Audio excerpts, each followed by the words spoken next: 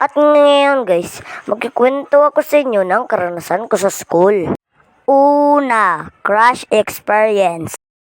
Uy, diba crush yan ni Jory? Hoy, diba crush yan ni Jory? Oo nga no. Ay, tumahimik nga kayo dyan. Huwag nga kayong ipal dyan. So, yun ang unang experience. Oops, ba't ba tayo nandito? Balik na nga sa kwento. Pangalawang experience. Assignment experience. Oy class, kopyahin niyo yung assignment niyo sa math. Ang hindi nakagawa, may parusa bukas. The next day. Oy class, sinong nakagawa ng assignment? Patay, hindi ako nakagawa ng assignment. Okay, sinong hindi nakagawa ng assignment? Mom, si Jory po, Mom.